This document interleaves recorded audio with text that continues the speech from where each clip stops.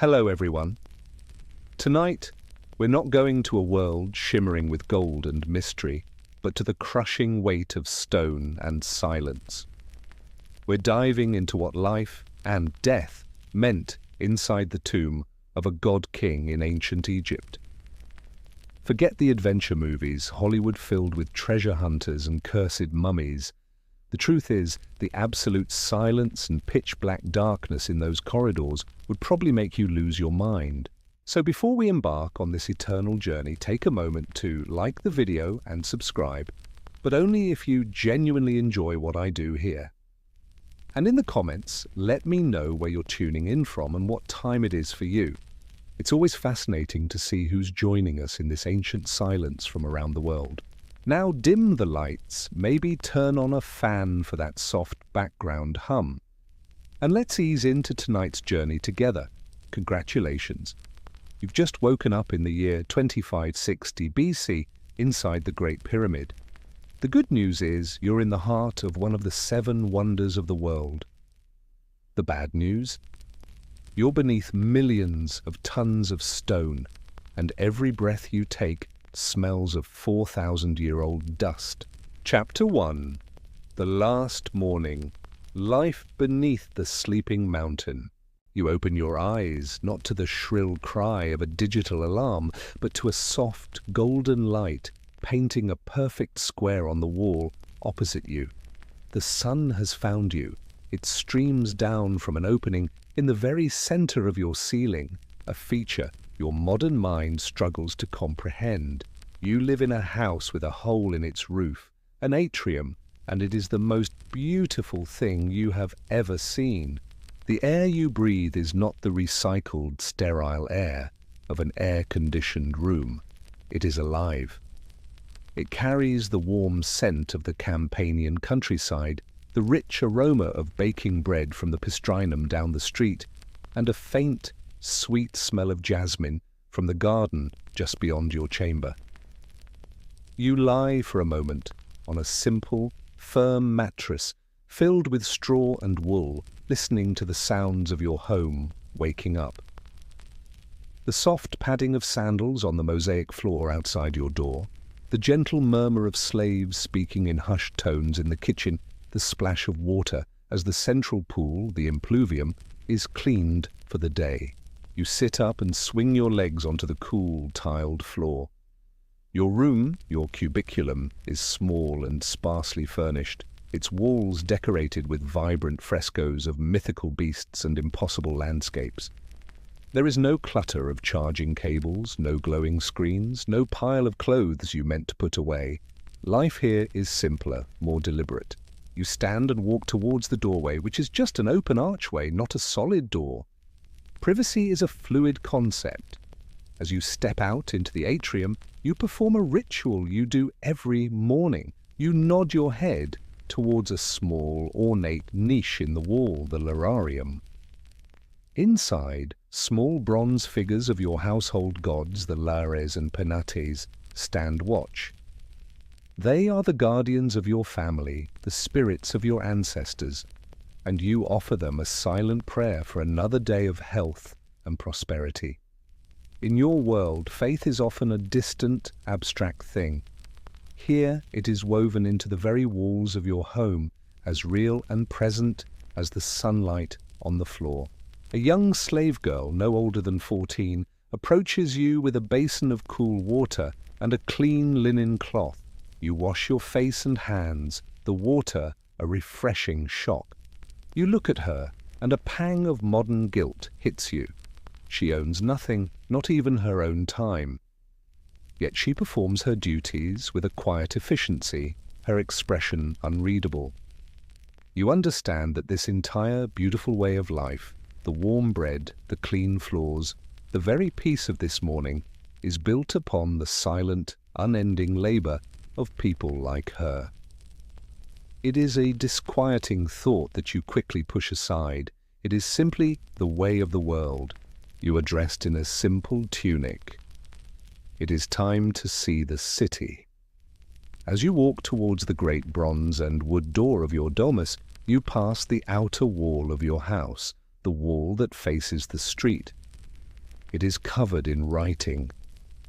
Not the ugly spray paint of your time, but elegant, red-painted inscriptions. Vote for Gaius Julius Polybius, he brings good bread.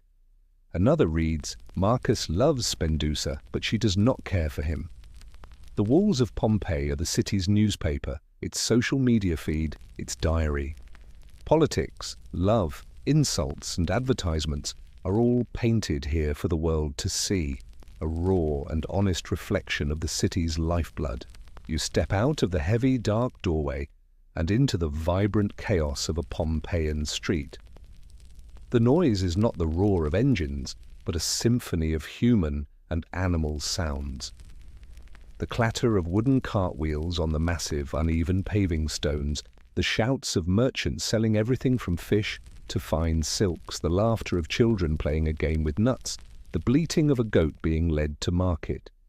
The street is narrow, and you walk on a raised pavement to avoid the river of rainwater and refuse that flows down the center. You turn a corner, and it rises before you, dominating the entire landscape. The mountain, Vesuvius! It is not the jagged, menacing silhouette you have seen in pictures.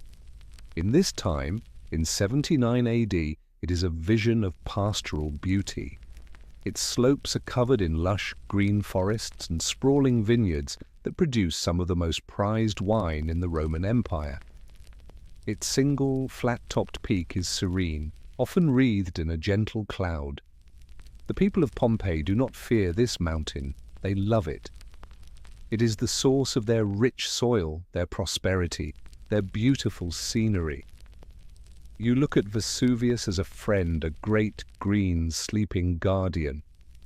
You have no way of knowing that you are not looking at a mountain. You are looking at a cork, a giant stone plug holding back an unimaginable fury. You have no way of knowing that its green, peaceful slopes are a lie, and that you are living in the shadow of a giant, sleeping heart of fire. The sun feels warm on your shoulders. You take a deep breath of the fragrant morning air and smile. It is a beautiful day. You have food to eat, business to conduct in the forum, perhaps a visit to the baths later. Life is good. You are standing at the heart of a vibrant, living city, utterly and blissfully unaware that you have less than 8 hours to live. Chapter 2. The Heart of the City, a Day in the Forum. You leave the narrow, shaded alley behind and step into the sun. The sudden, brilliant light makes you squint. As your eyes adjust, the scene before you unfolds and it takes your breath away. You have arrived at the Forum of Pompeii. In your modern world, public spaces are specialized. You have shopping malls for commerce, government districts for bureaucracy, parks for leisure, and quiet squares for monuments. They are separate, sterile, and orderly. The Forum is none of these things, and it is all of them at once. It is a vast, chaotic, and breathtakingly alive rectangle of stone, the single, beating heart of the entire city. The space is immense, a long, open piazza, paved with massive, worn slabs of travertine stone shimmering under the morning sun. A grand 2-story colonnade runs along the long sides, its pillars providing a sliver of shade where people gather to talk, to gossip, to strike deals. The sheer scale of the place is designed to make you feel small, to remind you of the power and majesty of Rome, even here in this provincial city. And everywhere you look, there is life. Men in flowing togas, their status declared by the width of the purple stripe on their garments, stride purposefully towards the basilica. Women, accompanied by slaves, inspect goods at a cloth merchant's stall. Children chase pigeons across the open stones, their laughter echoing in the vast space. The air is thick with the scent of dust, of sweat, of expensive perfumes, and of sacrificial smoke drifting from the temples. Your gaze is drawn to the far end of the Forum, where the mighty Temple of Jupiter stands on a high podium, its grand staircase seeming to lead directly up into the sky. Its facade is imposing, a declaration of divine power and Roman authority. You see priests in white robes making offerings at the great altar before it. Below, at the foot of the temple, you see something that shocks your modern sensibilities: bronze statues of horses and men, captured from enemies in wars long past, displayed as trophies. You realize with a jolt that for the Romans, war and worship are not separate things. They are intertwined, two sides of the same imperial coin. You begin to walk, moving with the slow, meandering current of the crowd. You pass the basilica, the city's law court and main business hall. You peer inside its massive, open doorway. It is a forest of towering columns, the air inside echoing with the passionate shouts of lawyers. You see a wealthy-looking man, his toga arranged just so, gesticulating wildly as he defends a client, his voice rising and falling in the dramatic cadences of trained oratory. You understand that justice here is not a quiet, private affair conducted in sterile courtrooms. It is a public performance. Your ability to persuade, to move the crowd, is as important as any fact or law. Reputation is everything. You continue your walk along the western side of the forum and come to a different kind of temple, older and more graceful. The Temple of Apollo. Bronze statues of the god and his sister Diana stand before it, their surfaces gleaming in the sun. The feeling here is different, less about state power and more about art, music and prophecy. You see a woman quietly placing a garland of flowers at the base of a statue, her head bowed in a moment of private prayer. Your walk takes you towards the northeastern corner, and the smells change instantly. You have reached the Macellum, the city's main indoor market. You step inside, and the relative order of the forum gives way to a joyous, fragrant chaos. The air is thick with the sharp, pungent smell of the sea. Fishermen shout out the prices of their morning's catch, their stalls laden with glittering silver fish, eels and shellfish. Next to them, a merchant sells exotic spices from a faraway land. Their vibrant colors, the deep red of paprika, the rich yellow of saffron, piled high in terracotta bowls. The scent of cinnamon and cloves, a scent you associate with holiday baking, is here the smell of extreme wealth, a fragrance worth more than gold. You see a butcher expertly carving a pig, and stalls overflowing with figs, grapes, olives, and the famous Pompeian onions. This market is a testament to the city's prosperity, a hub connected to the entire Roman world, a place where the bounty of the empire is laid bare for all to see. Near the center of the market, you notice a strange stone table with circular holes of various sizes carved into its surface.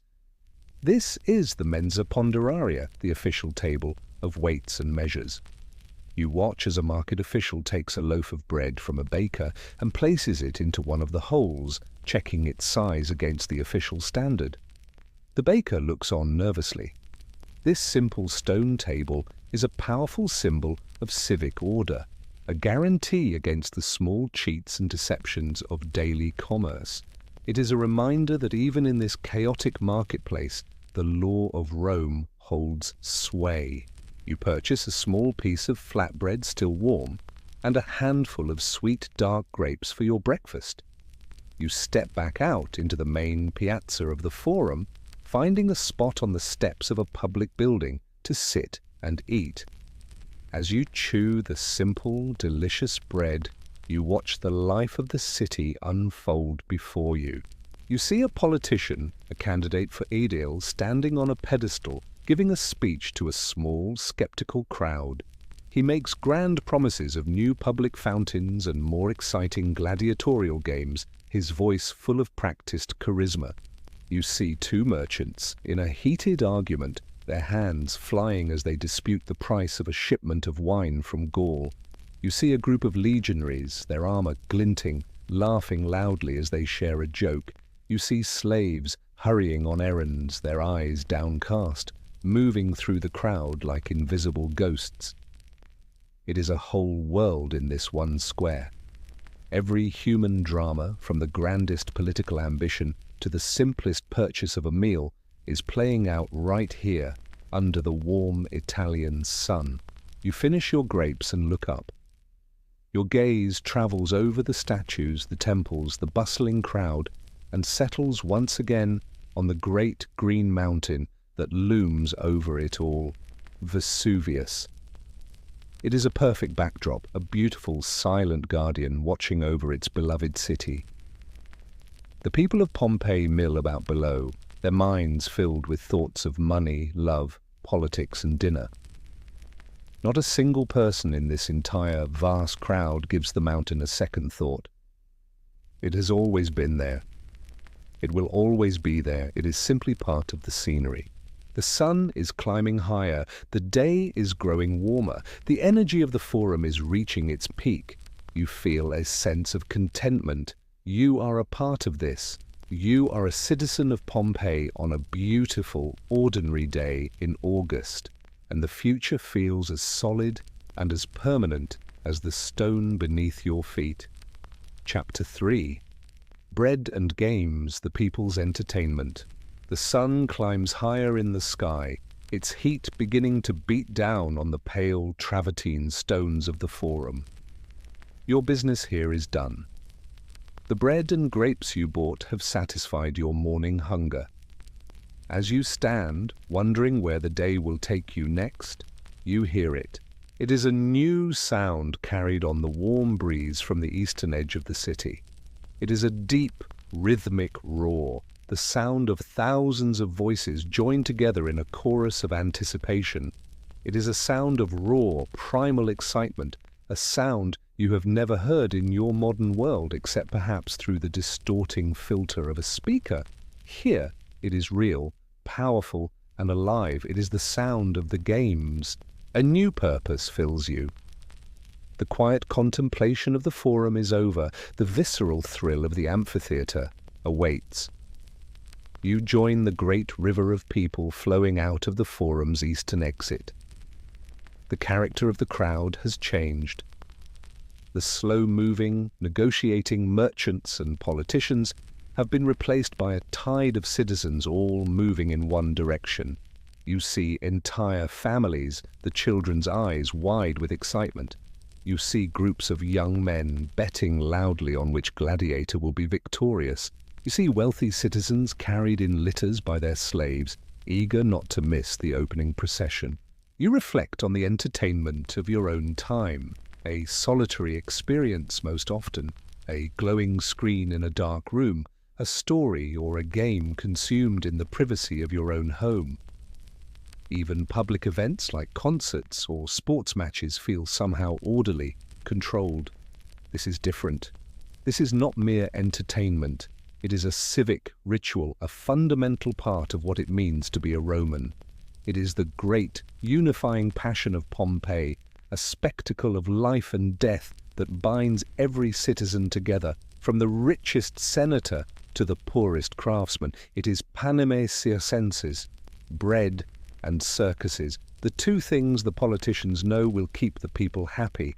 The streets narrow again, lined with houses and wine shops, but the roar of the crowd grows ever louder.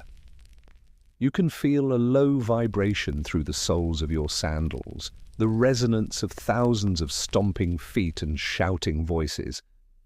And then you turn a final corner and the building rises before you, the amphitheater. It is a colossal, elliptical structure of stone, one of the oldest and largest in the entire Roman world.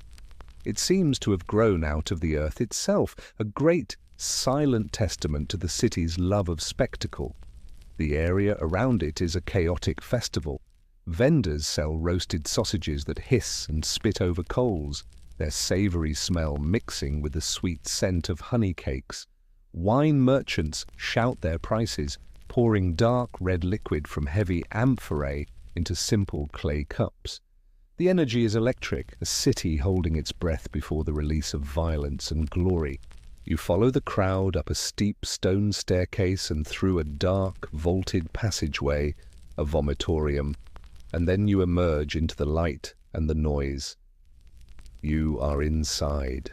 The sheer scale of the place is staggering. You find a spot on the hard stone benches of the media cavea, the section reserved for ordinary citizens like yourself. Below you, the wealthy and the political elite occupy the cushioned seats of the front rows. Above, the women and the very poor fill the highest tiers. Before you, the vast oval floor of the arena lies empty, its surface covered in clean, yellow sand. You know that by the end of the day, that sand will be stained dark red. A great canvas awning, the velarium, has been stretched over part of the seating, providing some relief from the relentless sun.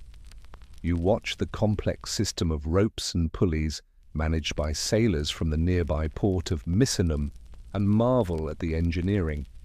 The sound of the crowd is a physical force, a wall of noise that presses in on you from all sides. The games begin with the pompa, the opening procession. The gladiators enter the arena marching in formation. They are larger than life, their oiled muscles gleaming, their elaborate armor flashing in the sun. They are slaves, criminals, prisoners of war, yet they are also superstars, adored by the very people who have come to watch them die. They stop before the box of the editor, the wealthy politician sponsoring the games, and give their famous chilling salute. Ave Imperator, morituri te salutant.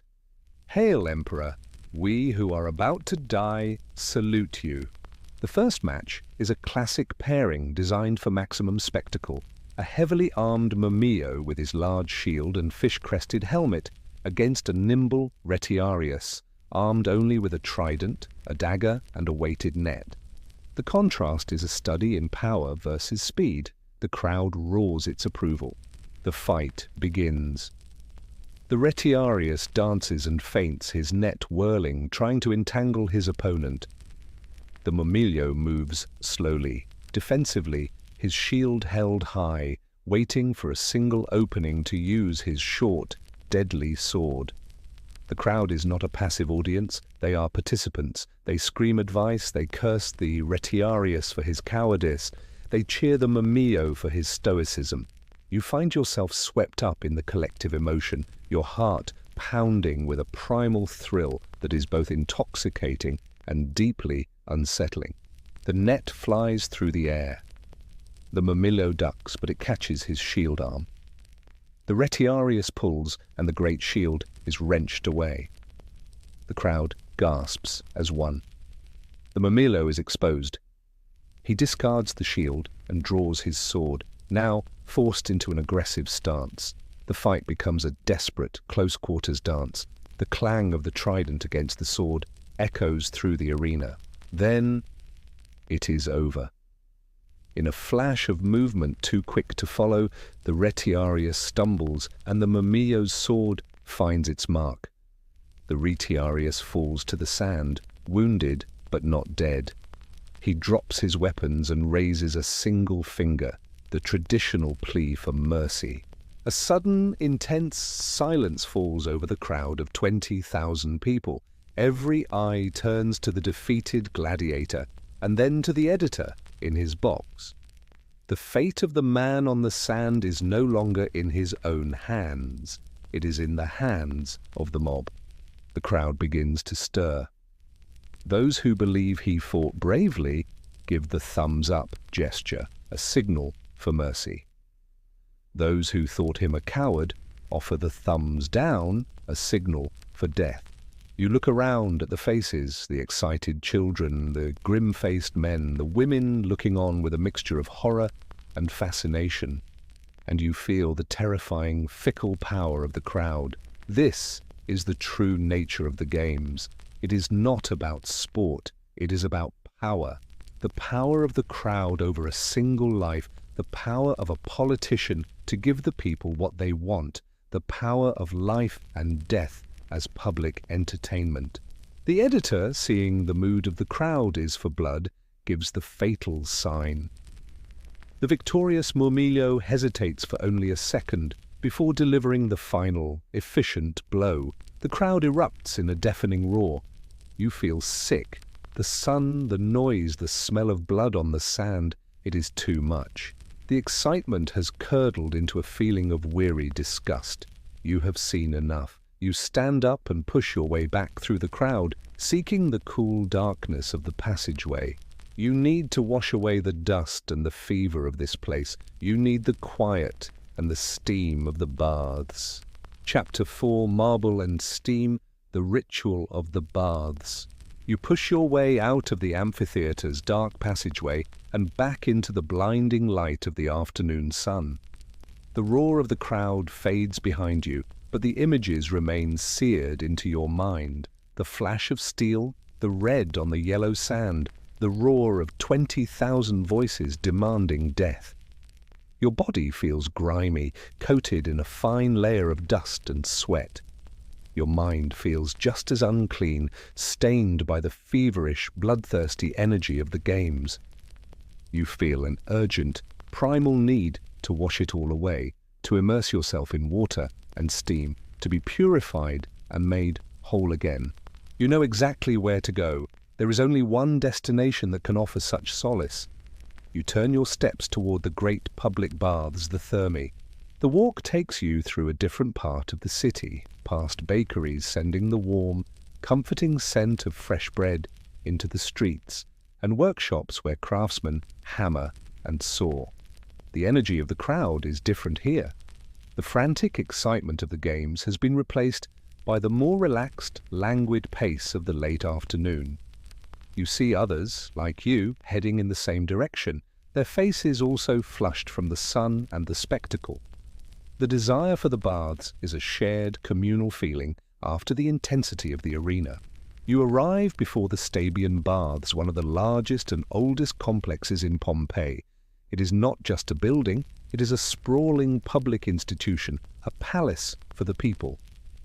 You pay the small entrance fee, a single, tiny copper coin, a quadrans, the smallest denomination of Roman currency.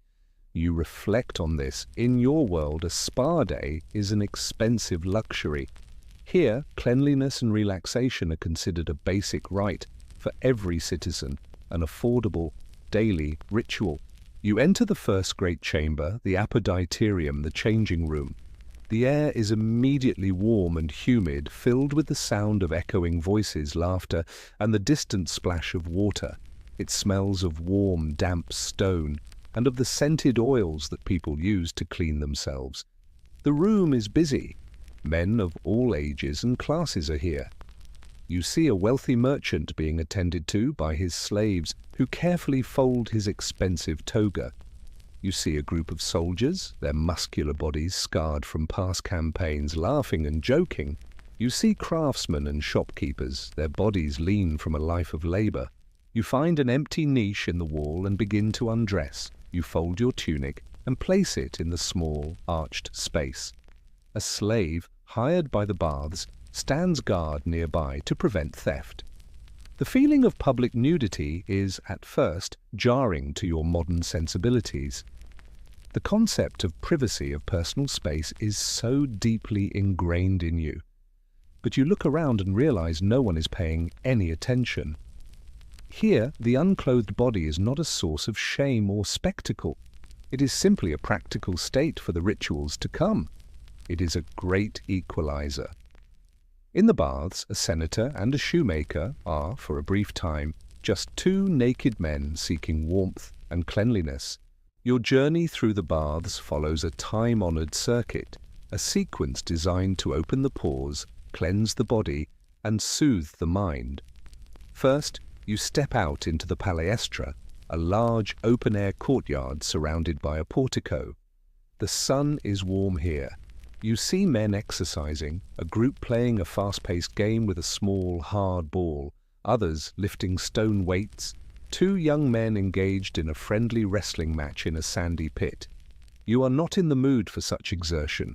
You simply walk slowly around the perimeter of the courtyard, feeling the warmth of the sun on your bare skin, letting the last of the amphitheater's tension begin to leave your shoulders. From the palestra, you enter the tepidarium, the warm room. The change in temperature is immediate and blissful. a wave of pleasant, moist heat envelops you. The room is ornate, its curved ceiling decorated with intricate stucco reliefs. The floor is a beautiful mosaic of dolphins and sea creatures. You feel the warmth rising not from braziers or fires, but from the floor itself. You are standing on one of the great marvels of Roman engineering, the hypocaust system. A hidden underground furnace pumps hot air through a space beneath the floor and up through cavities in the walls, turning the entire room into a gentle, radiant heater. You sit on a warm marble bench, and a light sweat begins to form on your skin. The air is filled with the low murmur of conversation as friends catch up on the day's news and gossip. After acclimating to the heat, you move to the final hot room, the caldarium. You push through a heavy wooden door, and a wall of thick, dense steam engulfs you. It is so hot and humid you can barely see the other end of the room.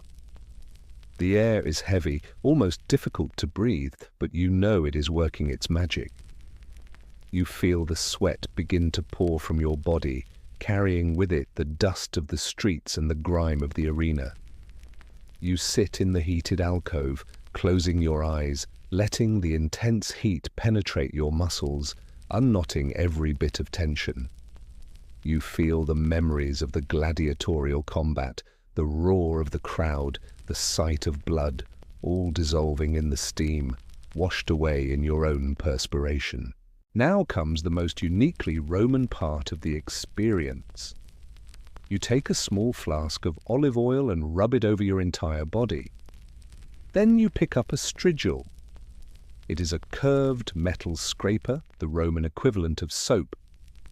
You begin to scrape your skin, the strigil removing the layer of oil, sweat, and dirt in long greyish rolls.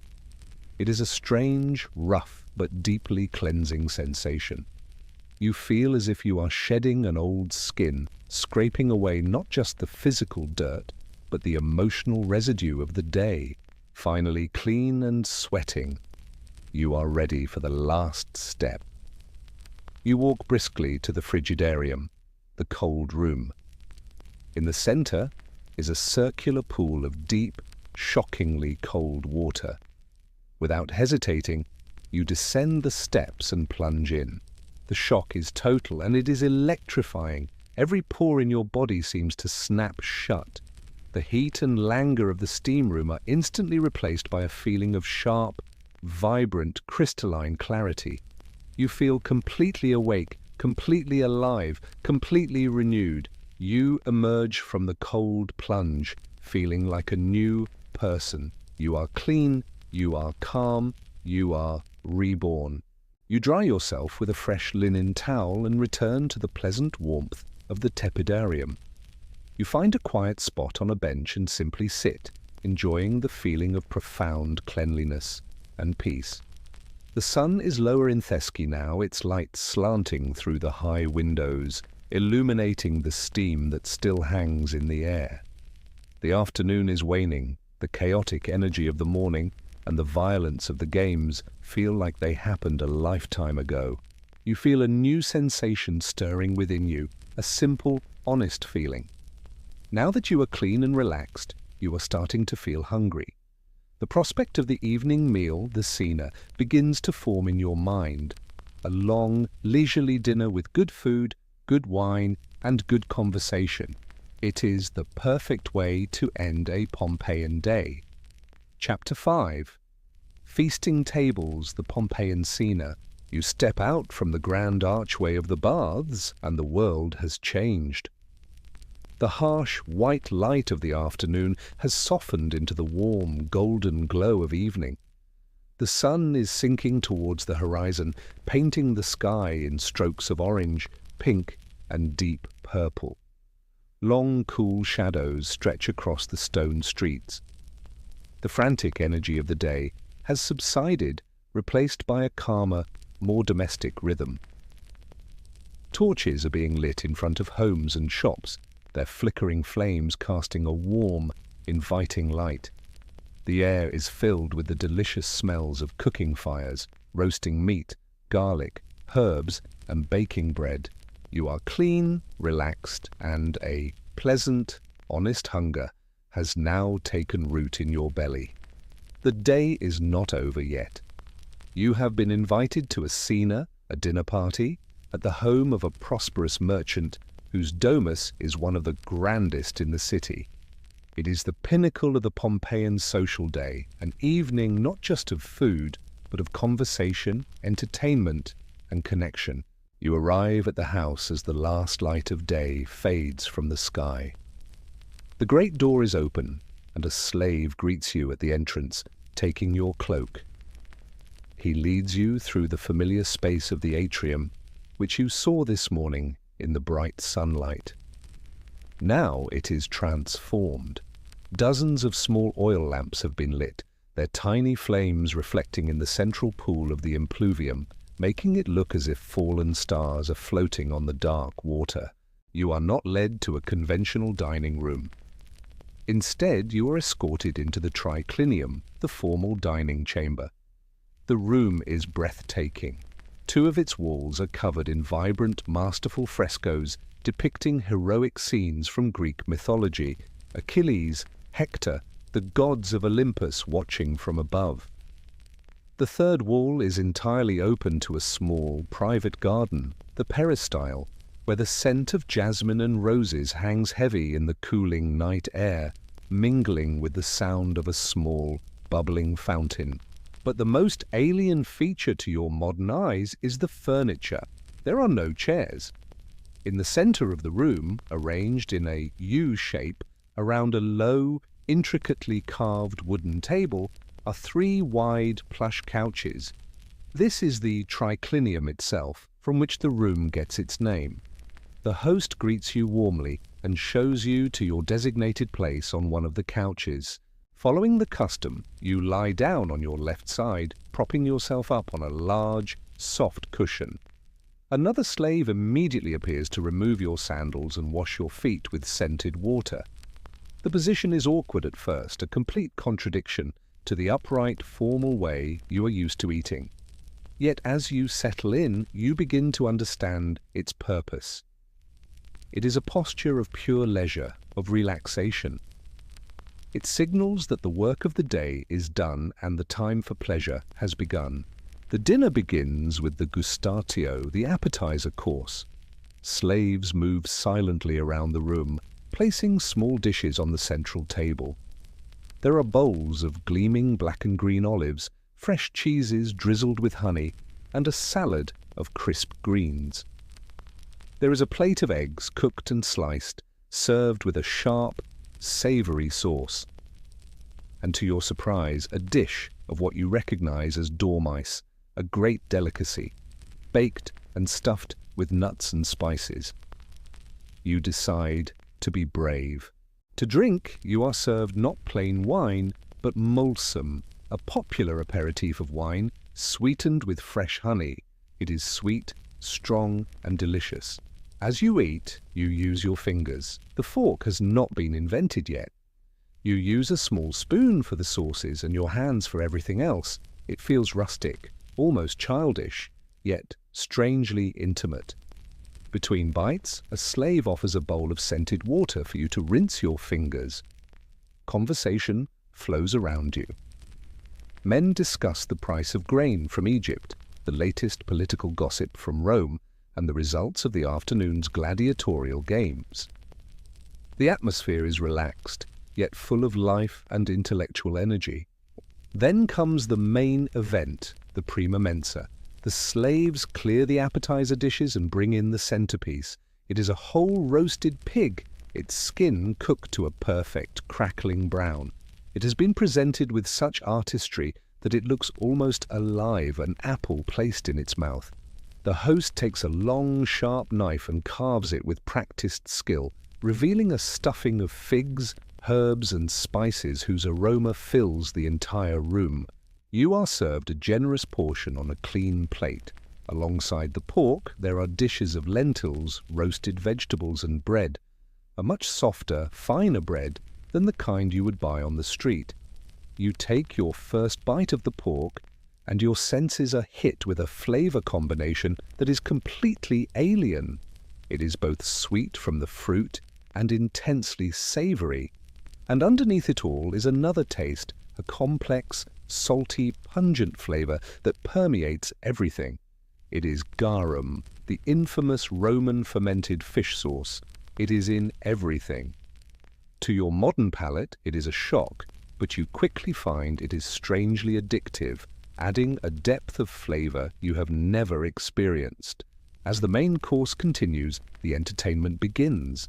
A young woman with a lyre steps into the center of the room and begins to play a soft, beautiful melody. Her song is not a distraction. It is a part of the atmosphere, a beautiful sonic tapestry that weaves through the conversation and the clinking of wine cups.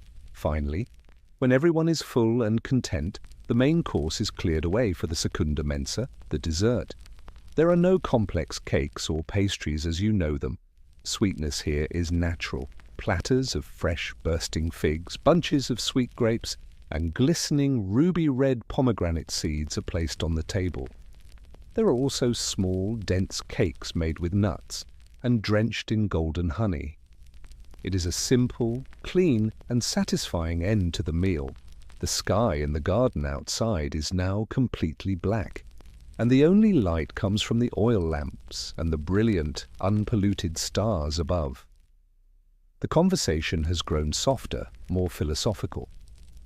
The wine has been flowing freely. You feel a deep sense of contentment, a pleasant drowsiness from the food, the wine, and the warm, fragrant air. The host claps his hands softly, signaling the end of the evening.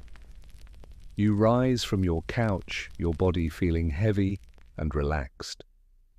You thank your host for his incredible hospitality. The slave returns with your sandals and your cloak. You step back out into the quiet, torch-lit streets of Pompeii. The city is calm now, most of its inhabitants asleep.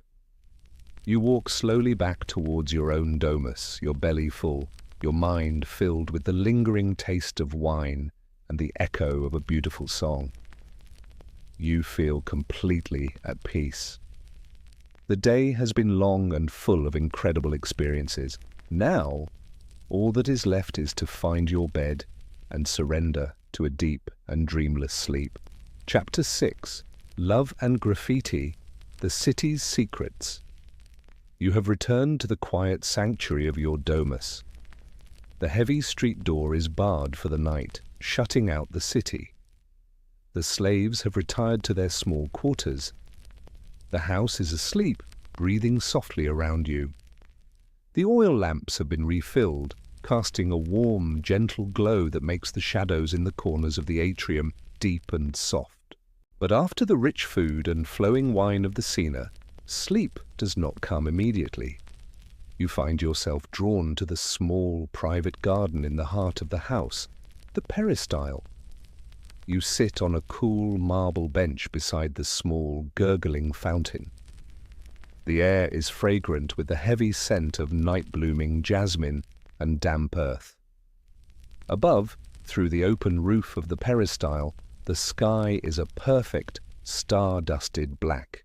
The day has been a whirlwind of experiences, the vibrant chaos of the forum, the brutal spectacle of the amphitheater, the serene purification of the baths, the lively conversation of the dinner party. You saw the public face of Pompeii, its commerce, its power, its pleasure. But now, in the profound quiet of the night, you find yourself thinking about the city's private heart, its secrets. Your mind drifts back to the graffiti you saw this morning, painted in bold red letters on the city's walls. Marcus loves Spendusa, but she does not care for him. In your time, such a declaration would be a private text message, a whispered confession, a sad, anonymous post on a social network. It would be hidden behind screens protected by passwords. Here, it is a public statement, a raw, bleeding wound of unrequited love left open for the entire city to see. There is a shocking honesty to it. a vulnerability that your world has lost. You realize the walls of Pompeii are not just for political slogans and advertisements. They are the city's collective diary, its soul laid bare. You recall other inscriptions you've seen scrawled across the city. Successors, the weaver loves the innkeeper's slave girl Iris. She, however, does not love him, but he begs her to have pity. A tiny, complete drama in a single sentence. You wonder about them. Did Successors ever win her affection? Or did he live his life with that quiet ache of longing? You think of another you saw near the tavern. I screwed the barmaid. A crude boast, a moment of fleeting, anonymous pleasure, immortalized in paint. The graffiti reveals a world of love that is messy, passionate, and real. It cuts across all social classes. It is not the idealized, noble love of the poets, but the raw, human, and often complicated affections of everyday people. You think about the host of tonight's dinner party and his wife, the matrona of the house. Their marriage, you know, was likely an arrangement, a strategic alliance between two powerful families. It is a partnership built on duty, respect, and the shared goal of advancing the family's status and producing legitimate heirs. The matrona commands her household with immense authority and dignity. She is the queen of this domestic sphere. Yet you saw the way her husband looked at the beautiful young slave girl who served the wine. You saw the fleeting, knowing glances exchanged between guests. You understand that in this world, love and marriage are not always the same thing. Marriage is a duty to the family and the state. Love is a chaotic force that erupts where it will, often in the most forbidden places. The city is alive with these secret currents of passion, flowing beneath the rigid surface of Roman social order. You look up at the frescoes in the garden, their colors muted in the lamplight. One depicts Venus, the goddess of love, reclining on a seashell, beautiful and powerful. She is the patron goddess of Pompeii. The people here embrace her power. They do not hide from desire. They celebrate it. They paint it on their walls. They build temples to it. Yet you also see the image of Vulcan, her dutiful, long-suffering husband, forever the victim of her many affairs. The Romans see no contradiction here. They understand that love is both a creative and a destructive force, a divine gift that is also a terrible, wonderful madness. Their gods are as flawed and as passionate as they are. Your gaze drifts from the frescoes to the stars above. You try to find the constellations you know, but the patterns are different from this perspective, strange and familiar at the same time. You think of all the lovers in this city, gazing at this same unchanging sky. The senator and his mistress, the baker and his wife, the legionary dreaming of a girl in a faraway land, the slave girl Iris, perhaps looking up at the moon and thinking not of Successus the weaver, but of someone else entirely. The city is a web of 1,000 secret stories, 1,000 hidden heartbeats, and you, a silent visitor, have been granted a glimpse into its soul. The cool night air and the gentle, constant music of the fountain begin to soothe the thoughts in your mind. The wine from dinner has made your limbs heavy. A deep, peaceful drowsiness finally begins to settle over you. The secrets of the city can rest for another night. You stand up from the marble bench and make your way back to your small, quiet cubiculum. You lie down on the bed, and this time there is no restlessness. Your mind is full, not with the anxieties of your own world, but with the rich, complex, human tapestry of Pompeii. You feel a profound connection to these people, these ghosts whose loves and sorrows are still alive on their city's walls. You close your eyes, and the last sound you hear is the gentle, rhythmic bubbling of the fountain, a sound like a slow, steady heartbeat in the sleeping heart of the house. Chapter 7: The Gods of the Household and the Mountain. You are asleep, adrift in the deep, quiet ocean of dreamless slumber. But in this world even sleep is not an escape. It is another country with its own rules and its own inhabitants. Your consciousness, untethered from your body, begins to dream. And you dream of the house. You are standing once again in the atrium of your domus, but it is different now. The moonlight that streams through the open roof is brighter, casting sharp, unnaturally clear shadows. The water in the impluvium is perfectly still, a black mirror reflecting a sky filled with too many stars. The air is heavy, expectant. You are drawn, not by choice but by the strange logic of a dream, towards the small, ornate niche in the wall you glanced at this morning, the lararium, the household shrine.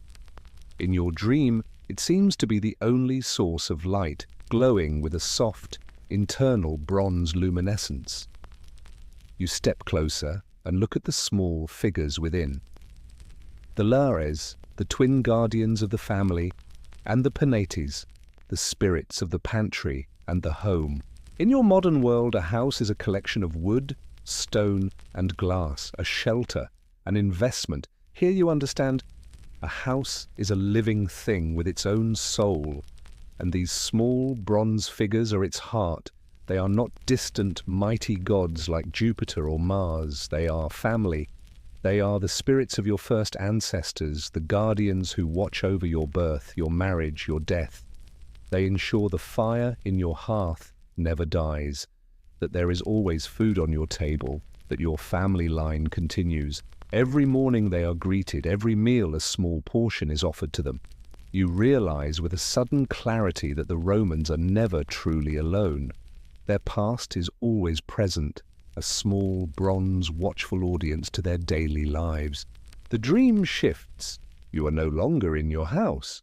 You are walking the streets of Pompeii again, but they are empty, silent, and bathed in the same strange, hyper-real moonlight. You look at the walls of the buildings, and you see them everywhere. Small carved images of a phallus. Above doorways, on the walls of bakeries, even set into the paving stones at crossroads. Your modern mind, conditioned by centuries of different moral codes, recoils slightly. But in the dream you are granted understanding. This is not a symbol of vulgarity. It is the fascinum, a potent symbol of life, fertility, and power. It is an amulet. It is a weapon against the most pervasive fear in the ancient world, the malus oculus, the evil eye, the envy of a neighbor, the curse of a rival, the jealousy of a spurned lover. These were real and dangerous forces. The phallus, with its life-giving power, was the ultimate defense, a symbol of aggressive good fortune that turned away all harm. The city, you realize, is not just protected by its great walls, but by thousands of these small, stubborn, secret guardians. Your dream walk continues, and the world around you is filled with signs and portents. A black cat darts across your path, and you feel a jolt of primal fear. You hear the hoot of an owl, and you know it is an omen of death. A flock of birds suddenly changes direction in the sky, and you understand it is a message from the gods, a message you do not know how to read. You realize that to live in this world is to be in a constant, silent conversation with the divine. The world is not a random collection of matter. It is a text filled with symbols, and survival depends on your ability to read it correctly. The dream shifts again, the scenery dissolving and reforming. You are now standing in a place that feels different, exotic. You are in the courtyard of the Temple of Isis. You have been here before in your waking hours, but in the dream it is more potent, more alive. The air is thick with the sweet, heady scent of foreign incense, a fragrance of lotus and myrrh. The silence is broken by the faint, hypnotic shaking of a sistrum, a sacred rattle. The walls are not painted with Roman myths, but with the vibrant, mysterious figures of a world much older, a goddess with a throne on her head, a man with the solemn head of a jackal, another with the sharp, watchful eye of a hawk. You understand the appeal of this place. The great gods of Rome, Jupiter, Mars, Juno, are gods of the state. You pray to them for the good of the empire, for victory in battle, for a good harvest. It is a public, formal, transactional relationship.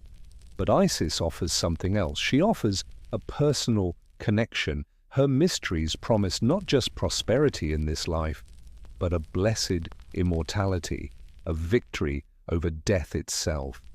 In a world of uncertainty, she offers a direct line to the divine, a spiritual comfort that the grand state religion cannot provide. You stand before her altar, and you look up past the temple roof towards the mountain, towards Vesuvius. And in the dream, the mountain flickers. For one terrifying, heart-stopping second, the peaceful green slope is gone. In its place, you see a monstrous dark face, its features carved from jagged rock and shadow. You see a great, gaping mouth, and deep within it you see fire. A deep, churning, primordial fire, like the heart of a great forge. A low, guttural rumble echoes from the mountain, a sound that is not thunder, a sound that vibrates in your very bones. The dream figures around you cry out in terror. They do not shout the name of a volcano, they cry out the name of a god, Vulcan, Vulcanus. Or they whisper of the giant, the ancient enemies of the gods who were said to be imprisoned beneath the earth, stirring in their eternal prison. You wake up with a gasp. You are back in your bed, in your own cubiculum. Your heart is pounding in your chest. The room is dark, save for a single, slender beam of moonlight from the high window. The house is completely silent. It was only a dream. You tell yourself it was the rich food from the Sena, the strong wine, an overactive imagination, a simple nightmare. You lie back down, pulling the cool, soft sheets up to your chin. You close your eyes, trying to find the peaceful sleep you had before. But the image of the burning mountain is now seared into the back of your eyelids. The low, rumbling sound still echoes in the deepest corners of your hearing. You try to tell yourself it was nothing, but a small, cold seed of dread has been planted in your heart, and you know with a certainty you cannot explain that the gods are trying to say something. Chapter 8. The World of Women. Matrona and Slave. Sleep does not return. The vision from your dream, the mountain of fire, the rumbling earth, has left a cold residue in your soul. You lie in your bed, listening to the profound silence of the hour before dawn, the hour that the Romans call the Gallicinium, the cock crow. But even the roosters are still asleep. You decide to rise. In this household, you are the first to wake. It is your duty. You are the domina, the matrona, the mistress of the house. Your authority is second only to your husband, and your domain is this small, self-contained world of family, slaves, and domestic order. You dress not in the elaborate garments of the day, but in a simple, unbelted tunic. You walk silently through the sleeping house, your bare feet making no sound on the cool mosaic floors. You enter the atrium, the great central hall, just as the first pale grey light of dawn begins to filter through the open roof. The air is cool and still. You sit on a marble bench, the same one where you reflected on the city's secret loves just hours before. A slave has already placed a basket beside it. It is your wool basket. You take out a drop spindle and a bundle of soft, cleaned wool. You begin to spin. The motion is second nature, a rhythm your hands have known since you were a girl. The spindle turns, a gentle whirring sound in the quiet hall, twisting the loose fibers into a strong, even thread. In your modern world, this would be a hobby, a quaint craft. Here, it is an emblem of your very being. To spin wool is to embody Roman female virtue. It is a sign of modesty, of industry, of devotion to the home. Even though your family is wealthy enough to buy all the cloth it could ever need, you spin.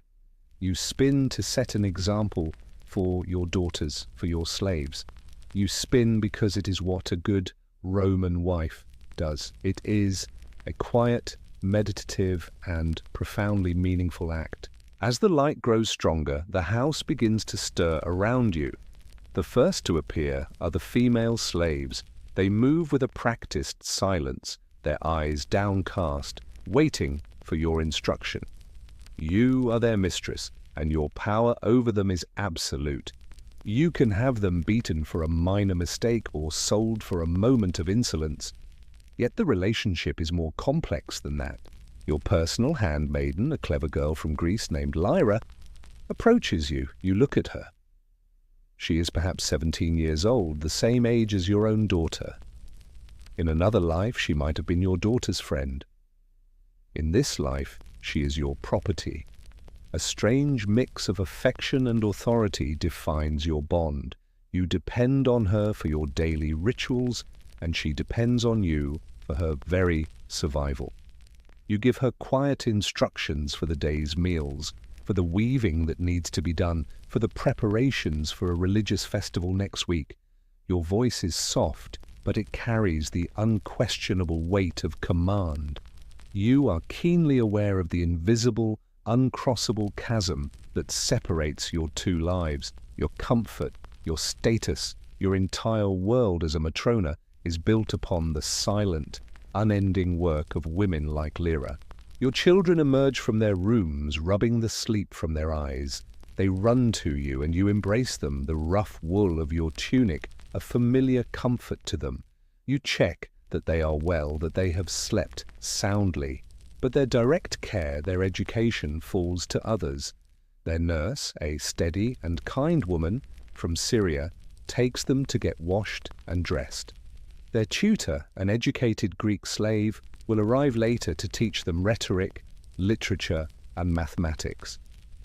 Your role is not to teach them facts, but to instill in them the Roman virtues: pietas, duty to family, gods and state; gravitas, a sense of seriousness and purpose; and dignitas, dignity.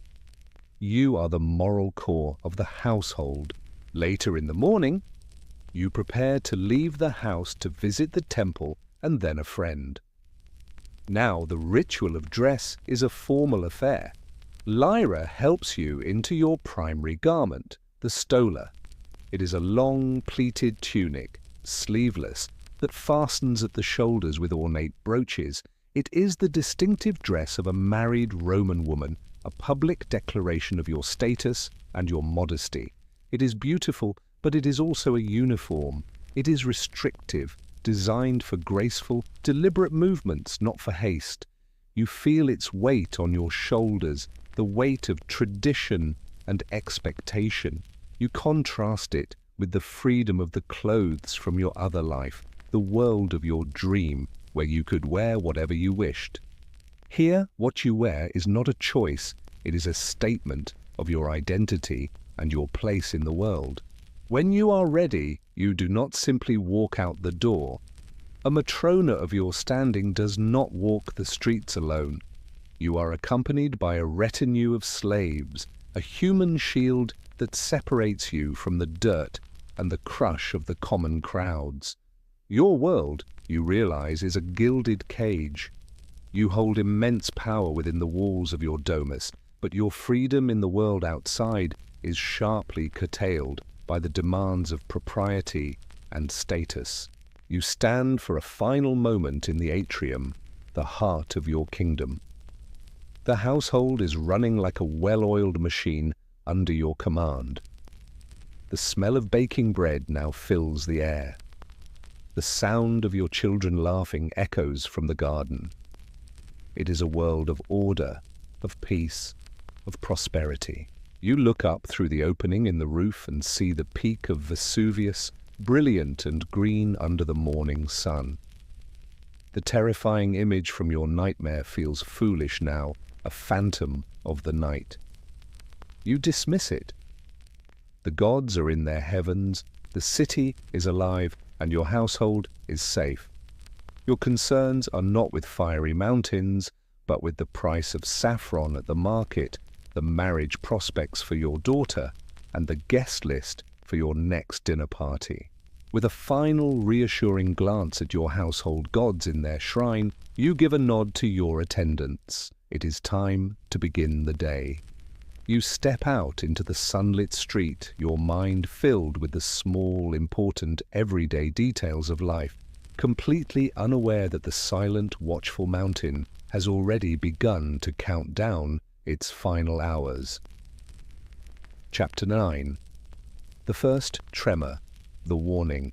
The sun has climbed towards its zenith, standing high and brilliant in the cloudless blue sky. The heat of the day has settled over the city, a warm, heavy blanket that makes the air shimmer above the stone streets. The morning's errands are mostly done, and the city has entered the languid lull of the hours before the midday meal and siesta.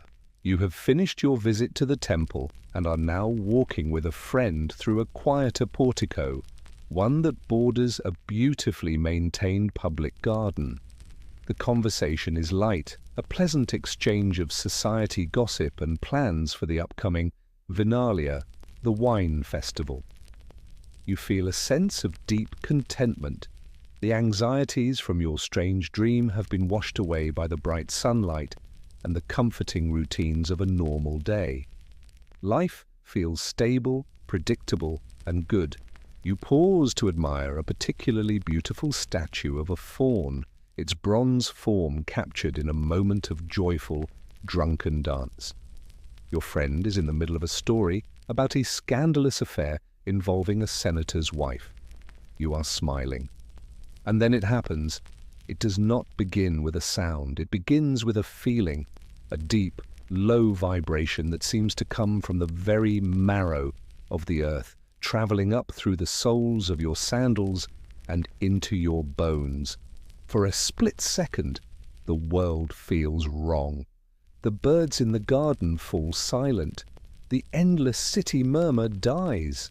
Then comes the sound, a low, grinding, subterranean roar, like a giant beast stirring in its sleep deep beneath the city. And then the ground begins to move. It is not a sharp, violent jolt. It is a slow, sickening, rolling motion, like being on the deck of a ship in a heavy swell. The solid stone floor beneath you becomes a fluid, unpredictable surface. You stumble, reaching out a hand to a marble column to steady yourself. The column itself is vibrating, a low hum resonating through the stone. You watch in disbelief as a heavy terracotta pot on a nearby pedestal sways, teeters on its edge for an impossible moment, and then crashes to the ground, shattering into 100 pieces. The shaking lasts for perhaps 10 seconds, but it feels like an eternity. The world is a blur of moving stone and the sound of that terrible, grinding roar from the earth. You hear a few short, sharp screams from other parts of the garden, followed by the crash of falling roof tiles, and then as suddenly as it began, it stops. An absolute, profound silence descends. The world is perfectly still again. For a moment, no one moves, no one speaks. There is only the sound of your own heart, pounding like a drum against your ribs, and the distant, lonely cry of a single, terrified bird. Then people begin to stir. A nervous laugh breaks the silence. Someone makes a joke about having too much wine at breakfast. People brush the dust from their togas, looking at each other with wide, uncertain eyes, seeking reassurance. "Just an earthshake," a man says, his voice a little too loud, a little too forced. The ground in Campania is always restless. He is right, of course. Tremors are a part of life here. And your mind, your Pompeian mind, immediately latches onto this rationalization. But the other part of you, the part that is a visitor from a different time, is screaming. Your modern soul knows that a tremor this strong, this close to a great mountain, is not a minor event. It is a symptom, a prelude. Your thoughts flash back to the stories you've heard from the older citizens. The great earthquake of 62 AD, 17 years ago, a massive, devastating quake that had leveled much of Pompeii and the surrounding cities. They speak of it with a hushed awe, a memory of true terror. But the city was rebuilt, grander than before. The Romans are a resilient people. They see such events as challenges from the gods, to be met with strength and renewed piety. To the younger generation, born after that disaster, these smaller tremors are just a feature of the landscape, an inconvenience. You are torn between these two realities, the casual dismissal of your fellow citizens and the screaming alarm bells of your own future knowledge.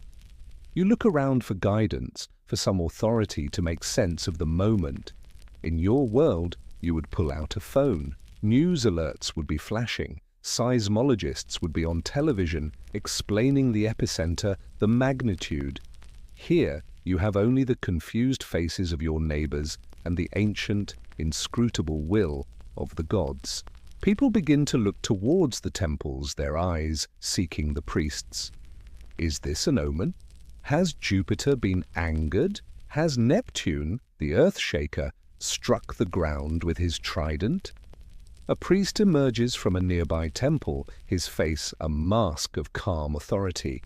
He raises his hands and tells the small, frightened crowd that the gods are merely reminding them of their power, and that a larger sacrifice of a white bull will be needed to appease them. The crowd murmurs, reassured by the familiar ritual, the understandable explanation. Your eyes, however, are not on the priest. Along with everyone else, your gaze is drawn irresistibly in one direction, upwards, towards the mountain. Everyone is staring at Vesuvius. It stands serene and majestic against the brilliant blue sky. It is completely unchanged. Its green slopes are peaceful. There is no smoke, no fire, no sign whatsoever that the violent spasm of the earth had anything to do with it. The sight is profoundly, terrifyingly deceptive. The mountain's silence is the most convincing liar of all. The collective tension in the crowd seems to ease. It was just an earth-shake after all. The mountain is quiet, but you remember your dream. The vision of the fiery heart, the low, guttural rumble. The cold dread from the dead of night returns, flooding your veins with ice. You look at the beautiful sun-drenched mountain, and you no longer see a guardian. You see a monster wearing a placid, green mask. The city around you slowly, hesitantly, begins to return to life. The nervous laughter subsides, replaced by the normal chatter of the day. A merchant starts shouting about his wares again, his voice cracking slightly. But the easy, cheerful confidence of the morning is gone. A new feeling hangs in the air, an invisible, unspoken anxiety. You stand frozen on the shaking ground, your eyes locked on the silent, beautiful, terrible mountain. And you know. You know with a certainty that defies all logic and all reassurance. This was not just a tremor, it was a throat being cleared. It was the final warning. Chapter 10. The mountain awakens, the pine tree cloud. An hour passes, the sun continues its slow arc across the sky, and the city of Pompeii, ever resilient, attempts to heal itself. The broken pottery from the market stall is swept away. A fallen roof tile is put back in its place. The nervous laughter has died down, replaced by a forced and fragile return to normalcy. People rationalize, they reassure one another. The earth in Campania is young, they say. It has always trembled. Our walls have stood for centuries. They will stand for centuries more. You are walking back toward your home, your mind still a turbulent sea of modern foreboding and Roman rationalization. You try to believe them. You try to believe the calm, stoic faces of your neighbors. You try to believe that the tremor was nothing more than the earth stretching in its sleep. You look up at the mountain Vesuvius, and it offers you no argument. It remains placid, green, and beautiful under the early afternoon sun. Your nightmare from the previous night feels more and more like a foolish fantasy. You are almost convinced, you are almost at peace. And then the world ends. It begins with a sound that is not a sound. It is a concussion, a physical blow that strikes the city from all directions at once. It is a single, titanic, deafening crack, as if the very dome of the sky has shattered like glass. This is not the low, grinding roar of the tremor from before. This is a sound of pure, explosive violence. The sound wave hits you like an invisible wall.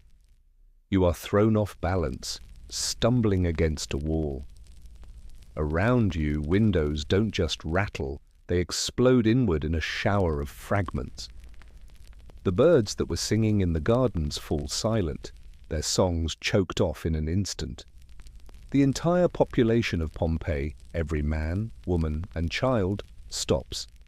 A collective, city-wide gasp is followed by a moment of stunned, terrified silence. Every single head, every single pair of eyes turns in unison to face the mountain. What you see is impossible. Your mind refuses to accept it. The top of Vesuvius is gone. It has been utterly, completely vaporized. And from the gaping, newly formed crater, a column of unbelievable size and power is ascending into the heavens. It rises not like smoke from a fire, but with the violent, ballistic force of a projectile fired from the very bowels of the earth. It punches through the clear blue sky, higher and higher, a churning pillar of black and grey smoke, of pulverized rock, of superheated gas. It rises for miles, reaching an altitude you can scarcely comprehend, far above the clouds. And there, in the thin, cold air of the upper atmosphere, it begins to spread out. It spreads horizontally, forming a great flat-topped canopy, its edges billowing and churning. You stare, paralyzed by a mixture of terror and awe. And a strange academic thought comes to your mind, a description you must have read once, written by a man who witnessed this very sight. It looks, you realize, exactly like a Mediterranean stone pine, a monstrous world-ending tree of death. Its trunk is a roiling, furious mass of black and grey, constantly flashing with its own internal lightning, great, jagged forks of red and purple, created by the friction of billions of rock particles rubbing against each other. Its canopy is a vast, spreading umbrella of grey-white ash that begins to blot out the sun. Within minutes, the brilliant afternoon sun disappears. The world is plunged into a horrifying, unnatural twilight. A grey, sickly, shadowless light descends upon Pompeii, casting everything in the pallor of death. The vibrant colours of the frescoes on the walls, the lush green of the gardens, the deep blue of the sky, all are gone, erased by this suffocating, universal grey. The city's fragile shell of normalcy shatters into a million pieces. The stunned silence is broken by a single, high-pitched scream, and then another, and another, until the entire city is wailing, a great chorus of pure, animal terror. Denial is no longer possible. Rationalization is a laughable luxury. The mountain has revealed its true face. The guardian has become the executioner. Panic erupts. It is a tidal wave of human fear. People begin to run. There is no order, no direction. It is pure, mindless chaos. Men trample women, the strong push aside the weak. Some run towards the city gates, hoping to outrun the apocalypse. Others run back towards their homes, screaming the names of their children, their spouses. A few, devout to the end, run towards the temples, falling to their knees before the statues of gods who are either powerless or indifferent. Many are like you, simply frozen where they stand, their necks craned upwards, unable to look away from the terrible, majestic, impossible tree that is growing in the sky. You are caught in the stampede, pushed and shoved by a tide of terrified bodies. The ordered, civilized Roman city you woke up in this morning has dissolved. This is not a city anymore. It is a trap. You look up again at the great, spreading canopy of the ash cloud. The immediate danger, you realize, is not the mountain itself. It is what is about to come down from that cloud. And as you watch, it begins. A gentle, silent, almost beautiful snowfall begins to drift down from the grey sky. But it is not snow. You hold out your hand, palm up. A small, grey, porous stone, no bigger than a grape, falls into it. It is impossibly light, and it is warm. It is a piece of pumice, a lapillus. Then another falls, and another. A soft, grey ash, as fine as flour, begins to accumulate on your shoulders, in your hair. The snowfall of stone and ash gets heavier. It is the beginning of the city's burial. You stand there, a small, warm stone in your hand, under a sky that has been replaced by a monster, and you know with a cold, hollow certainty that the end has truly begun. Chapter 11, The Reign of Stone, the first phase. The world has turned to chaos. The moment of stunned silence is a distant memory, replaced by a universal scream. The ordered streets you walked this morning are now channels for a river of pure, terrified humanity. There is no order, no civility. There is only the instinct to run, but where to? You are caught in the tide. Your body is pushed and shoved by people whose faces are masks of disbelief and terror. You look up at the monstrous tree of ash that has devoured the sun, and you understand that there is nowhere to run that is far enough. The sky itself is falling. The gentle, almost beautiful snowfall of fine ash intensifies. It is no longer a light dusting. It is a thick, choking blizzard. It clogs your throat, burns your eyes, and covers everything in a uniform layer of ghostly grey. The small, warm pumice stones, the lapilli, begin to fall faster and harder. What were once the size of grapes are now the size of walnuts, then lemons. They are no longer a curiosity. They are projectiles. They strike the ground around you with a sharp, percussive clatter.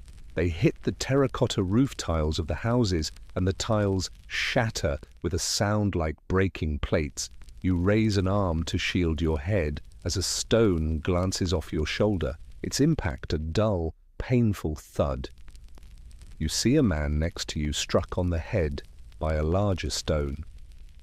He falls to his knees and then collapses, a dark stain spreading on the grey stones around him. The air becomes a maelstrom of falling rock, thick ash, and terrified screams. The world is reduced to a grey, suffocating twilight, lit only by the terrible, silent flashes of lightning within the great column above. A choice, sharp and clear as a shard of glass, presents itself in your mind. Hide or flee.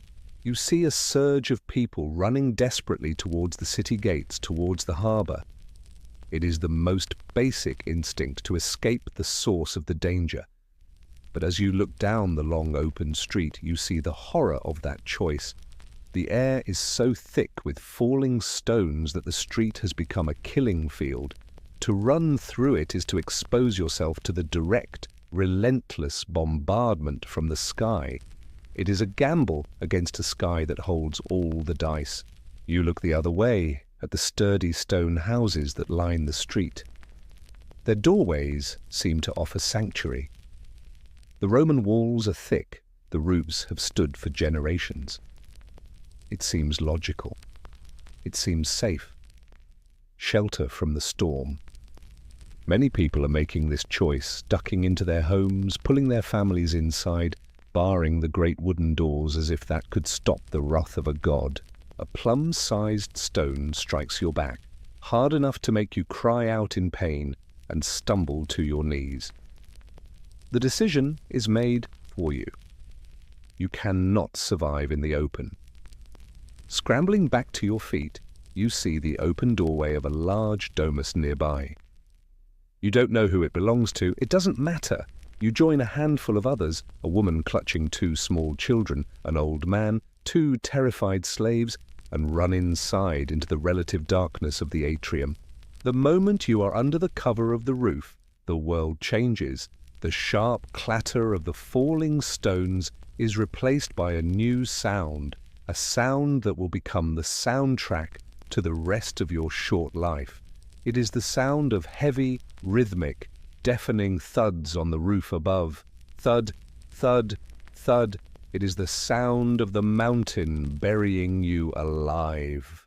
You huddle with the others in the center of the atrium, away from the opening in the roof, through which a constant, thick stream of grey ash and pumice is now pouring, forming a growing, cone-shaped pile on the floor around the impluvium. The beautiful, sunlit square you saw this morning is now a grey, smoking hole. The darkness is near total, broken only by the small, sputtering flame of an oil lamp that the old man managed to light. Hours pass. Or perhaps it is only minutes. Time has lost all meaning. There is only the darkness, the choking dust that makes every breath a painful, rasping effort, and the relentless, deafening rhythm of the stones on the roof. Thud, thud, thud. With every impact you can feel the building tremble. A fine dust of plaster shakes loose from the ceiling. You look up into the gloom, and a cold, horrifying realization, born of your modern knowledge, dawns on you. These roofs, they are strong, yes, but they are mostly flat, designed to collect rainwater, not to shed a heavy load. And the weight of the pumice, a substance that felt so light in your hand, is accumulating, ton upon ton of it. You are not in a shelter, you are in a trap. The woman next to you is trying to comfort her children, whispering a prayer to Isis, her voice hoarse and trembling. The old man is simply staring into the small flame of the lamp, his face a mask of weary resignation. Then you hear a new sound, mixed in with the constant bombardment from above. It is a high-pitched, groaning, splintering sound. It is the sound of the great wooden beams in the ceiling, the very bones of the house, beginning to protest against the impossible weight. Crack. A long, dark fissure appears in the plaster above you. More dust rains down. The groaning intensifies. The rhythm of the falling stones is now accompanied by the death rattle of the house itself. You look into the wide, terrified eyes of the strangers around you in the flickering lamplight. There is a shared, unspoken understanding. The decision to hide, the choice that seemed so logical, so safe, was the wrong one. There was no right choice. There was no escape. The roof groans one last, long, terrible time. And you know with a certainty that is beyond fear, that the sky is not just falling anymore, it is coming in. Chapter 12. The wave of fire, the pyroclastic surge. The groaning of the beams above you reaches an unbearable pitch. It is the sound of a giant beast straining against its bonds. You huddle in the darkness, your arms over your head, in a useless, instinctual gesture of self-preservation. The air is so thick with dust you can no longer breathe. You are chewing it.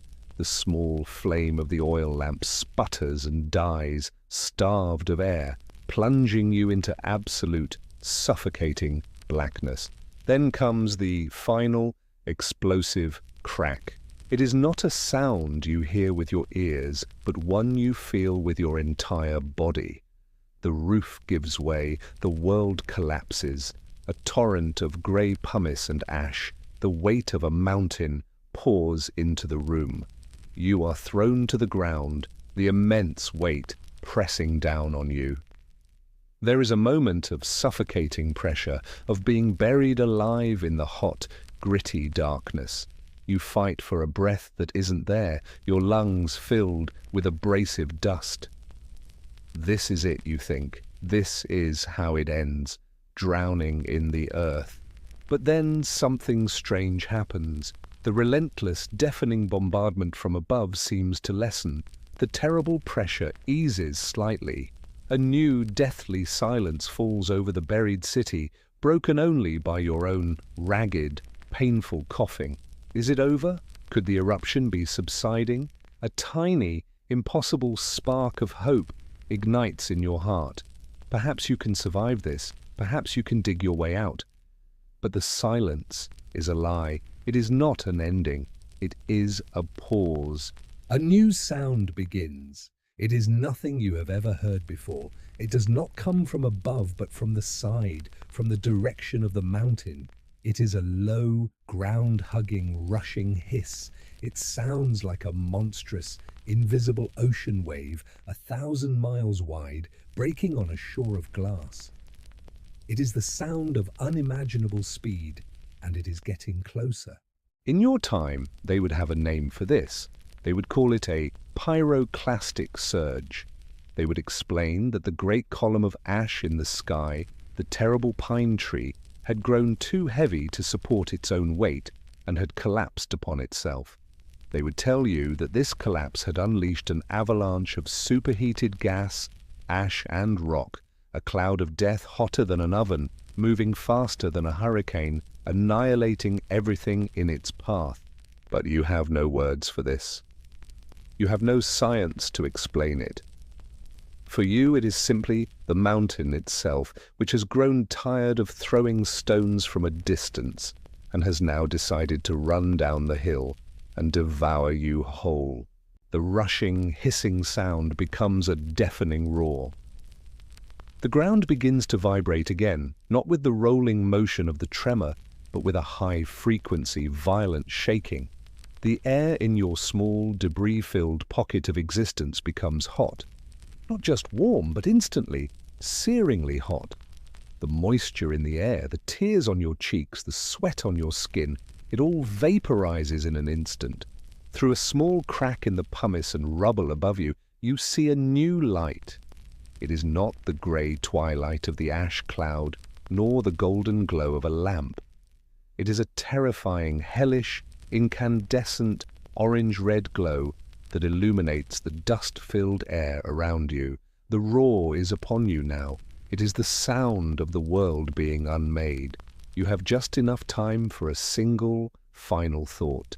Perhaps you think of the family you saw in the forum, the lover's name you saw on the wall, the serene face of the statue of Apollo. Perhaps you just think of the sunlight.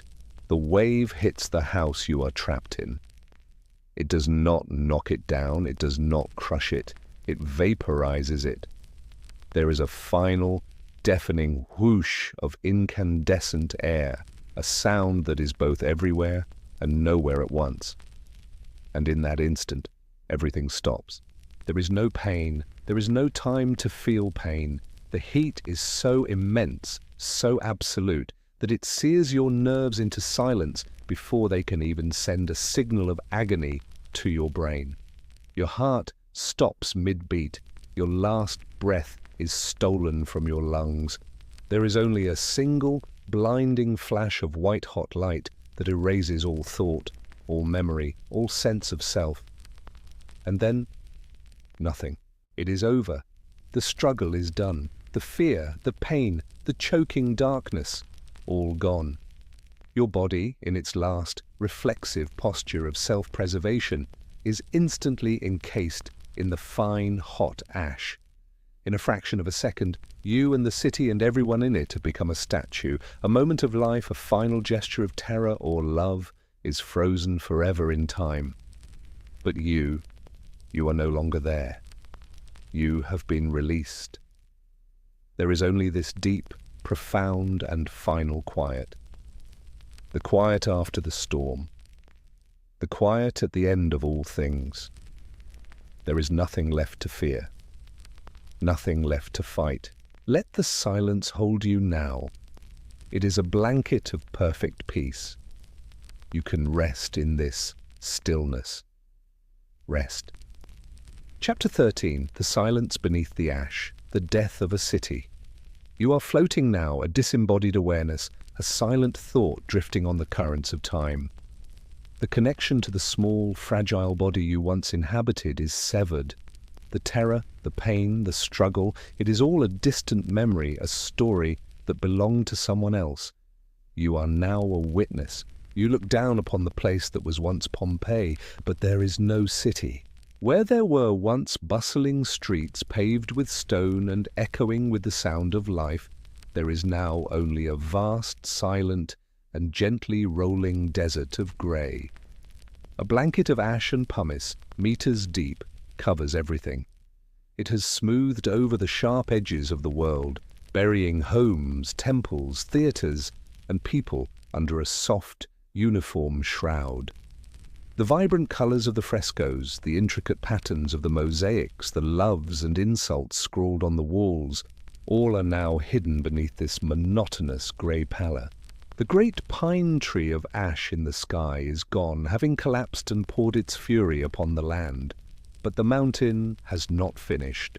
For hours more, even as night falls and a new day dawns, Vesuvius continues to exhale, sending down wave after wave of finer, heavier ash. It is no longer a violent assault, but a slow, methodical burial. It is the work of a grave digger, patiently filling in the grave of the city it has killed. You watch as the last vestiges of Pompeii disappear.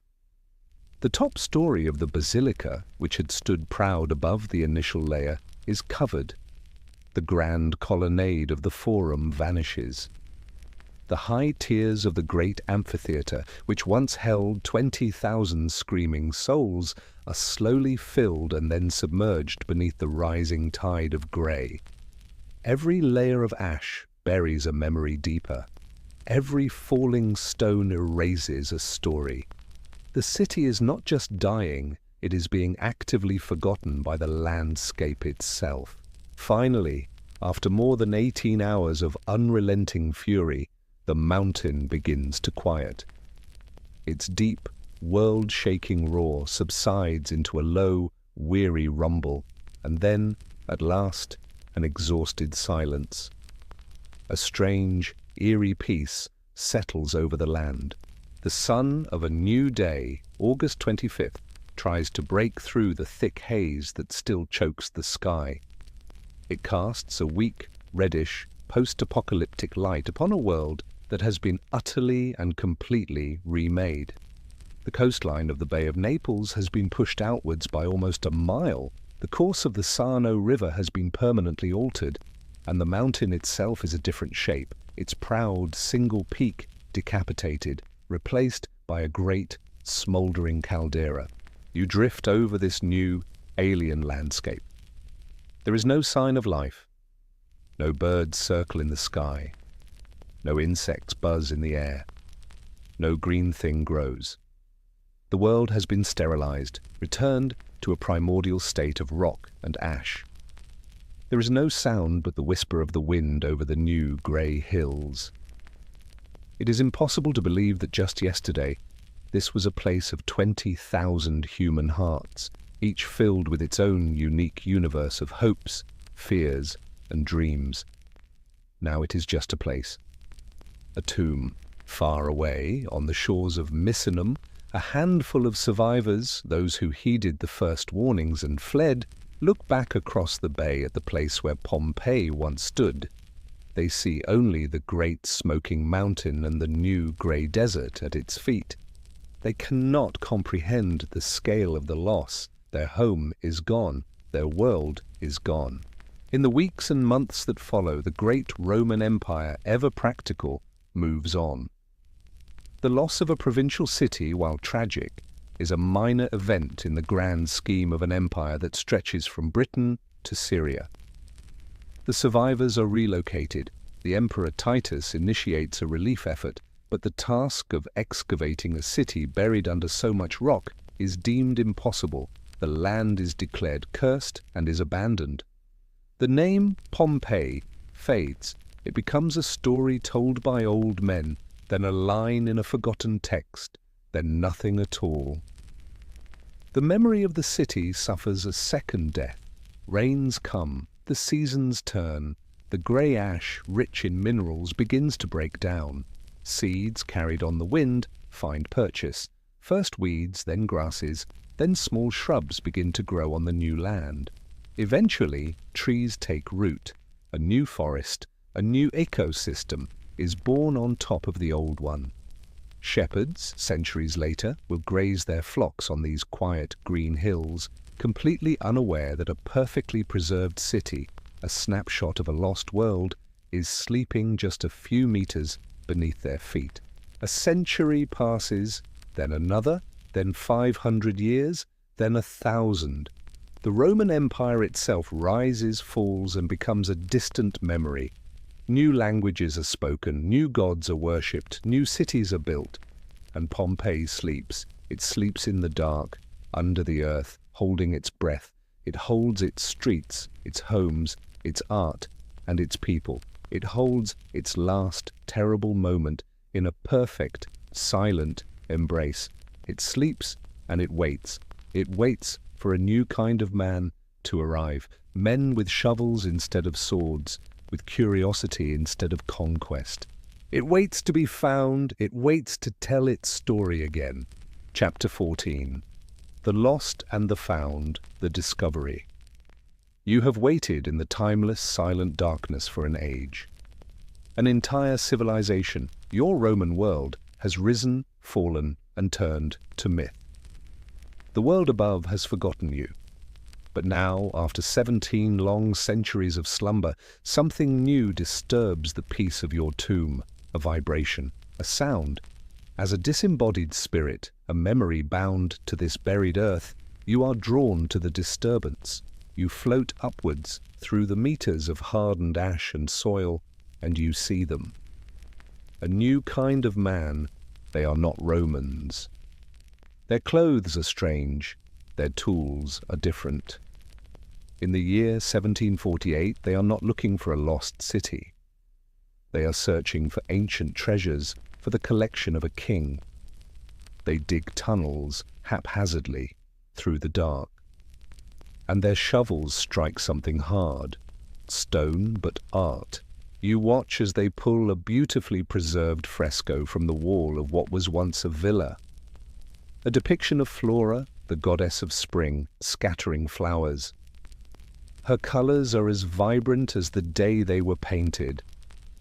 The workmen gasp in amazement. They have breached the seal of time. They have opened a window into a lost world. They do not know it yet, but they have found Pompeii. The decades, and then the centuries, pass in a blur of slow, meticulous discovery. The treasure hunters are replaced by a new breed, the archaeologists. You watch them, these strange, patient men. They move with a reverence and care that is entirely alien to the confident, hurried pace of your own time. They do not conquer the city, they listen to it. They clear the streets you once walked, revealing the deep ruts carved by your cartwheels. They uncover the Forum, and you see the great temple of Jupiter once again, its broken columns stark against the sky. They excavate the houses, and you float through the rooms of your neighbors, seeing their lives laid bare. The kitchens with their carbonized loaves of bread still in the ovens, the dining rooms with their beautiful mosaics, the gardens with the empty spaces where the roots of ancient trees once grew. But it is in the 19th century that the most profound discovery is made. A man named Giuseppe Fiorelli, the director of the excavations, notices something strange. As his workmen clear away the layers of hardened ash, they often find hollow cavities, empty spaces in the earth that seem to hold a distinct shape. For a long time, no one knows what they are.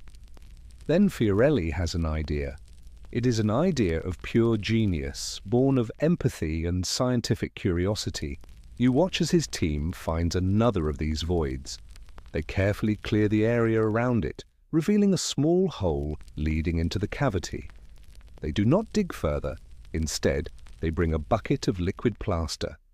With extreme care, they pour the wet white plaster into the small hole, filling the emptiness within the ash. You wait with a patience you have learned from the centuries. You watch as the plaster hardens. It is a slow, quiet process. When it is done, the workmen begin to carefully chip away the hardened volcanic ash that surrounds the plaster form. And as the grey ash falls away, something ghostly, something heartbreaking, is revealed. It is a person.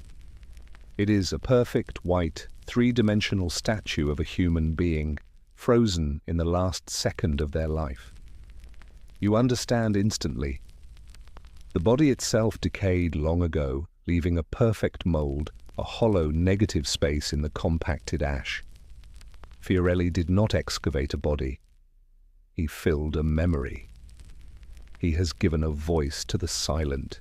You float through the unearthed city and you see them everywhere, these white ghosts of the past. You see the man known as the Watchman, his body large and powerful, fallen near the Herculaneum gate, his arms thrown up to shield his face from the fiery wave. You see the two figures they call the lovers, huddled together in a final, eternal embrace, their forms so intertwined it is impossible to tell where one ends and the other begins. Their love, at least, was granted its own kind of immortality. You float into the house of the golden bracelet and you see a whole family captured together. A mother, her body curved protectively over her small child, a final, futile act of maternal love against the wrath of a volcano. You see their forms, their postures, the very folds of their clothing perfectly preserved. You do not know their names, but you recognize them. They are the people of Pompeii. They are your people.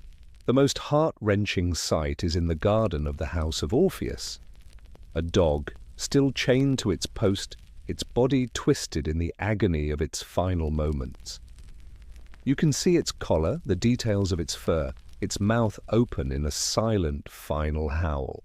It is a small domestic tragedy that speaks with a volume louder than any fallen temple. You, the timeless spirit, look upon these plaster casts and you feel a strange sense of peace. The terror of that final day is long past. What remains is the story. These new men, with their strange tools and their quiet reverence, have not brought back the dead. They cannot. But they have done something almost as powerful. They have rescued them from oblivion. They have allowed them to speak. Each ghostly white form is a final word in the last chapter of Pompeii's story. The sun begins to set over the excavated city, casting long shadows that stretch from the broken columns. The tourists of this new world begin to leave, their voices fading. A quiet hush settles once more over the streets. You are no longer the lone spirit in a buried tomb. You are a guardian of a museum, a silent host to the ghosts of your own past. Your city was not erased. It was preserved, and its story, your story, is now being told to a world you can scarcely imagine. Chapter 15. Conclusion. Echoes in the ash. The sun has vanished below the horizon, and the ruins of Pompeii are now bathed in the same cool, silver starlight that you saw from your window on that last, fateful night. The ghosts of plaster and stone stand silent in the moonlight, a permanent audience to the passage of the ages. Your long watch is nearing its end. As a spirit bound to this place, you have seen it all. You lived the vibrant, chaotic, beautiful life of the city. You felt the sun on your skin, tasted the wine on your lips, heard the roar of the forum and the whispers of lovers in the garden. You experienced the terror of the final hours, the choking darkness, the rain of stone, the wave of fire that brought a sudden, merciful end to all struggle. And you have witnessed the slow miracle of resurrection, not of life, but of memory.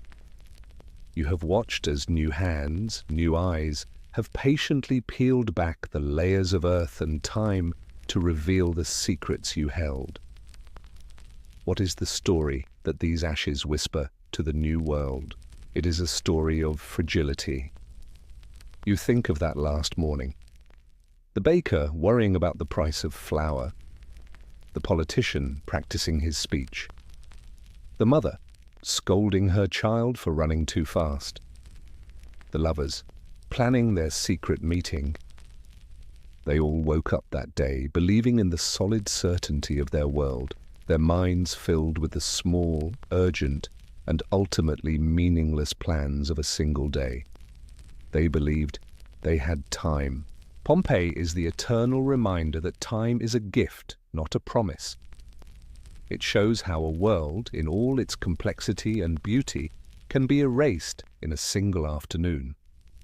How all our ambitions, our loves, our fears, can be rendered silent by a power so much greater than ourselves.